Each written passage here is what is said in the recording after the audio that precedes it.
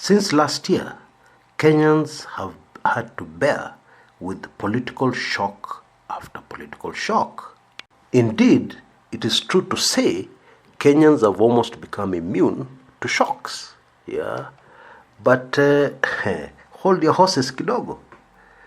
The political shock that is coming, that is now cooking and almost cooked, will shock even the shock-proof Kenyans. I'm talking about the Akasha list of shame.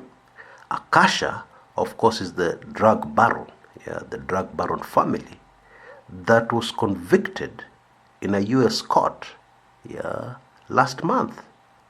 And as I announced on this channel very early, the two brothers, Baktash Akasha, who is 41 years old, and his younger brother Ibrahim Akasha, who is 29, made a plea bargain. In other words, they made a deal with the Drug Enforcement Agency in the United States.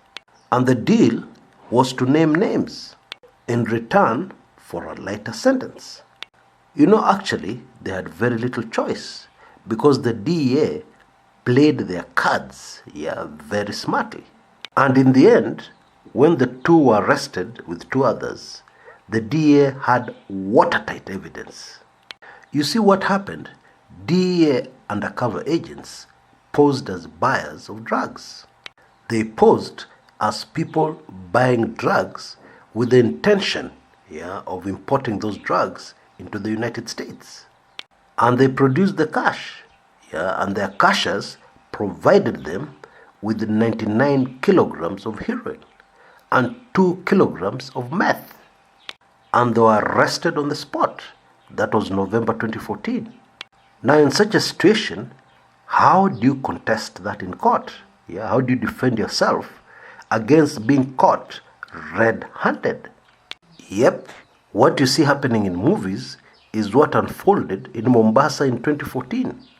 And so, right from the word go, the options of the Akashas were very limited. Indeed, they were not there. And of course, the DEA have a strategy. They have a long-term strategy. And so they were not just interested in putting away the Akashas. What they wanted was to bring down, dismantle the entire drug cartel, responsible for importing these drugs into the United States. And that cartel is mainly domiciled inside a country called Kenya. But to quote a mafia expression, from those mafia movies I love so much and many of you love, nobody expected the Akashas to start singing to the feds. These are hardcore drug dealers. You don't survive in the drugs business by being soft. You don't survive by being anything else other than a very hardened, hardcore criminal. According to court papers from the New York court, this drug cartel murdered, kidnapped, bribed, did everything possible to keep their illegal business going and indeed thriving. Ending somebody's life, whoever they were, was not a big deal. And these people normally have contingency plans in place. That is, in case I'm arrested, so and so will take over. In case so and so is also arrested, this other person will take over, and so on and so forth. And so, under such circumstances, making a plea bargain, singing to the feds is really out of question. But the unexpected, totally unexpected, happened in New York. We don't know what the DEA guys did behind the scenes, but whatever they did got results. And this has brought us to this place as Kenyans, where we are about to receive the shock of the century. Believe me, nothing bigger has ever happened on the political scene since colonial days, since the beginning of this country called Kenya. Indeed, since the beginning of the British Protectorate, referred to as Kenya. Within a very short period of time from now, Screaming headlines will reveal the names of 3 sitting governors in handcuffs, headed to a New York court. A sitting MP from the Rift Valley in handcuffs. Indeed, 2 sitting MPs from the Rift Valley in handcuffs, bound for New York. Not on an official visit, not on sightseeing, not on a benchmarking tour, but on a free flight against their will. A former governor, and even some top police bosses. 2 of the governors are in government. Yeah, they're part of the ruling Jubilee Party. And the 3rd governor was elected on an ODM ticket. Now, this ODM governor will not be going alone. He'll also be going with his brother. And if you think that is already too shocking, mambo bado. Also, on that flight to New York will be a cabinet secretary. Really, you can't get closer to the president than being in the cabinet.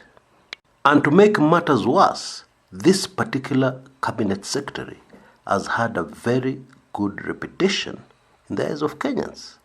In the eyes of Kenyans, he is a Mr. Clean. But Kenyans are about to see Mr. Clean in handcuffs, surrounded by DEA agents, being roughly shoved into a flight to go and appear in court. Alongside that cabinet secretary, nakwambia maneno,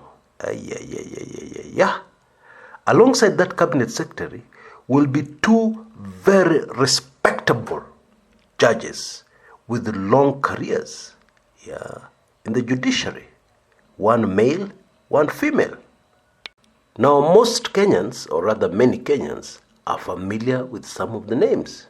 They've been all over social media. Other names may not be familiar and will therefore shock many Kenyans to their bones. Now, after saying all that, there's a problem.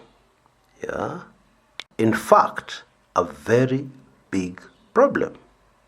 Now, traditionally in Kenya, politics has protected a lot of people from very bad things that would have otherwise happened to them.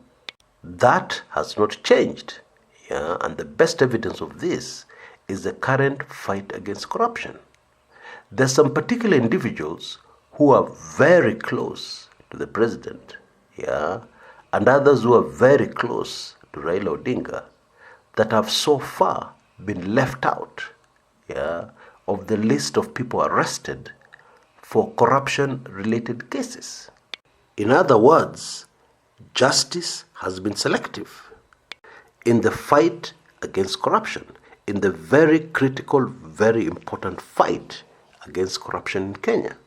And therefore, it's logical to expect the same to happen when it comes to who will be taken away and who will not be taken away by the DEA for drug-related charges.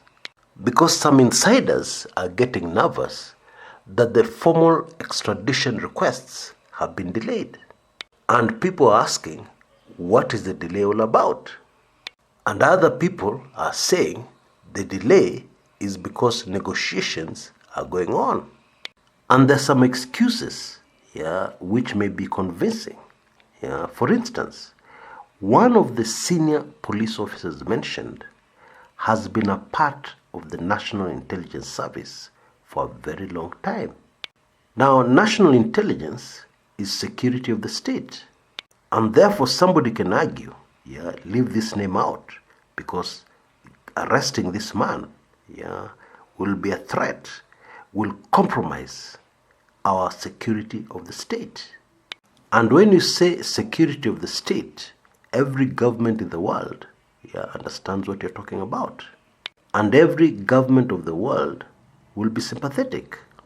And there's a possibility that the names of a handful of other politicians could also be sneaked into this list of security of the state. Now you'll remember I started by saying there's a very big problem. Yeah, fine, this could be done. However, these suspects are not going to be arraigned in a Kenyan court. They are going to appear in a United States of America court, most probably in New York, where security agents in Kenya do not have jurisdiction. Now what that means is that the people who make it to court in the US, will not be happy.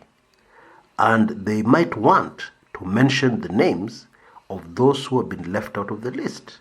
In their defense, they could very easily say, why have you left out so and so from the list?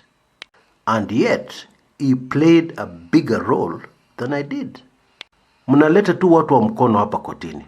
Mbona mchukui wadosi wenyewe ambaye mmewacha Nairobi? Why? This is not justice. Loose translation, why have you left the main people in Nairobi and you've only picked henchmen, servants, errand boys?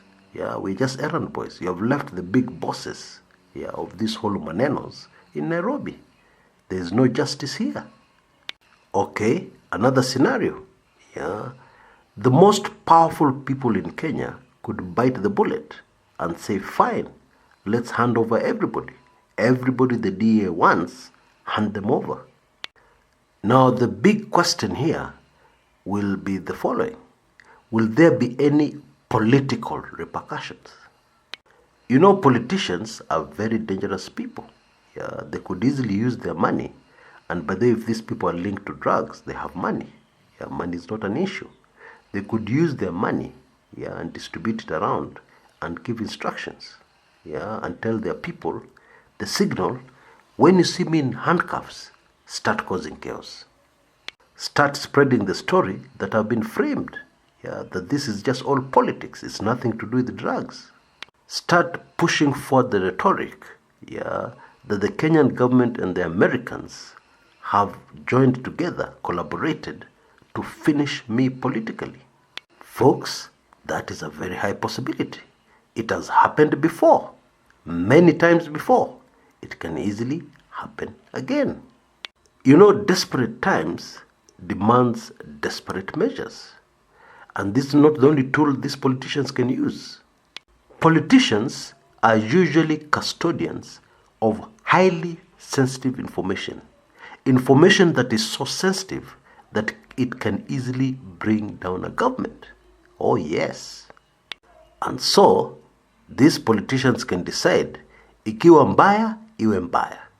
And they tell the bosses, or the most powerful people in Kenya, the day I'm going to be arrested, this information, I've left instructions, this information is going to be released to the public, complete with the evidence of how you did this and that and that. Oh yes. The truth is, there could be very many reasons for the delay, in the formal extradition requests. This is certainly not an easy thing. It is going to have a very huge impact.